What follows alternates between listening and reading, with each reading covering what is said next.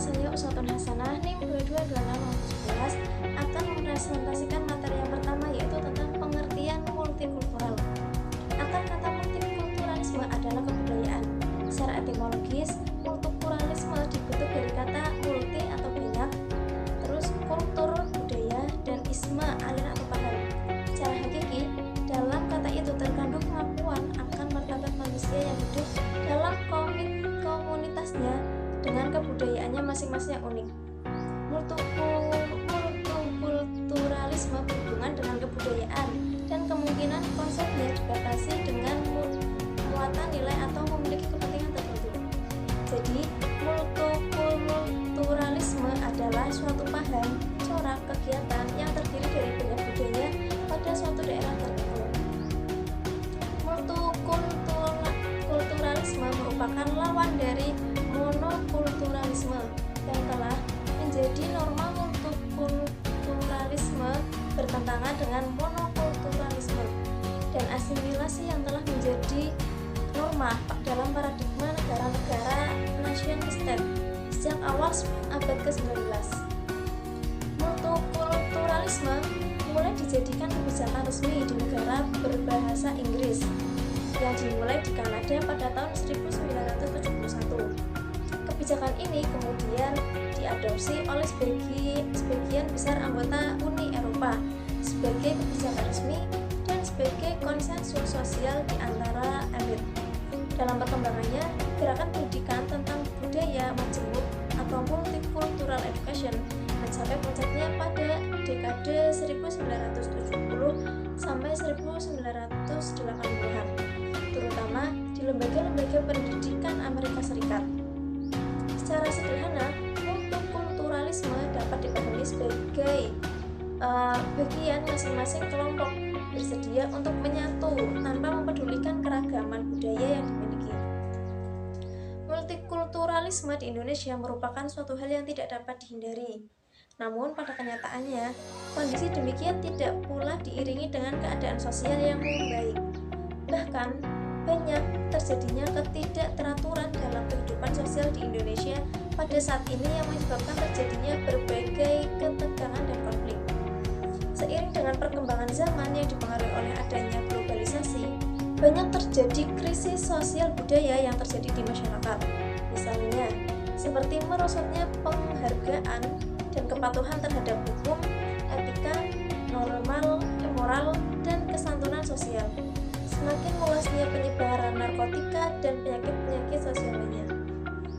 Demikian materi yang dapat saya sampaikan. Untuk materi selanjutnya akan disampaikan oleh saya Ana Zuhairoh, NIM 2220025. Di sini saya akan melanjutkan materi dari sebelumnya tapi beda subbab, yaitu tentang pengertian dan bentuk pendidikan multikultural. Pendidikan multikultural adalah proses pengembangan seluruh potensi manusia yang menghargai pluralitas dan heterogenitasnya sebagai konsekuensi keragaman budaya, etnis, suku, dan aliran atau agama. Pendidikan multikultural menekankan sebuah filosofi pluralisme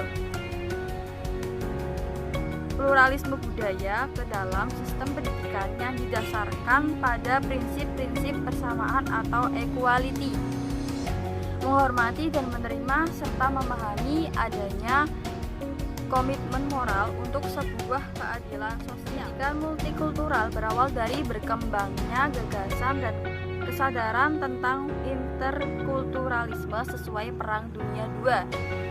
Kemunculan gagasan dan kesadaran interkulturalisme selain terkait dengan perkembangan politik internasional menyangkut HAM atau hak asasi manusia, kemerdekaan dari kolonialisme, diskriminasi rasial, dan lain-lain.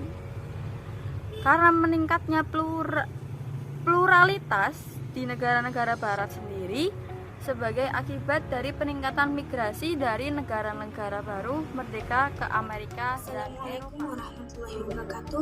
Saya Novia Rizkyana dengan NIM 2220032.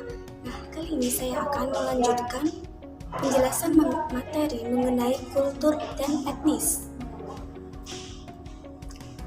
Nah, yang pertama yaitu kultur. Apa itu kultur? Kultur adalah pola perilaku, keyakinan, dan semua produk dari kelompok orang tertentu yang diturunkan dari satu generasi ke generasi lainnya. Nah, produk ini berasal dari entitas antar kelompok orang dengan lingkungannya selama bertahun-tahun. Pendapat dari Jun Organista dan Merin tahun 2002, Thomas tahun 2000, kelompok kultural dapat sebesar Amerika Serikat ataupun sekecil suku Amazon yang tersaing. Berapapun besarnya, kultur kelompok itu akan mengaruhi perilaku anggotanya. Seorang psikolog Donald Campbell dan rekannya menemukan bahwa orang-orang di semua kultur cenderung yang pertama yaitu percaya bahwa apa yang terjadi dalam kultur mereka adalah suatu yang alami dan suatu kebenaran, dan apa yang terjadi di dalam kultur lain adalah tidak alami dan tidak benar. Menganggap bahwa kebiasaan kultural mereka adalah valid secara universal, kemudian berperilaku dengan cara-cara yang sesuai dengan kelompok kulturalnya, merasa bangga dengan kelompok kulturalnya dan bermusuhan terhadap kelompok kultural lainnya. Para psikolog dan pendidikan yang mempelajari kultur seringkali tertarik untuk membandingkan apa yang terjadi dengan satu kultur dengan apa yang terjadi dalam satu atau beberapa kultur lainnya.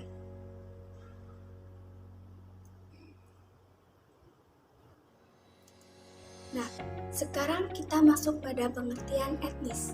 Kata etnis sendiri berasal dari kata Yunani yang berarti bangsa. Etnisitas, ethnicity adalah pola umum karakteristik seperti warisan kultural, ras, agama, dan bahasa. Setiap orang adalah anggota dari satu atau lebih kelompok etnis. Relasi orang-orang yang berbeda etnis bukan hanya di Amerika tetapi di seluruh dunia seringkali dipenuhi dengan bias atau pola penyimpangan dan konflik.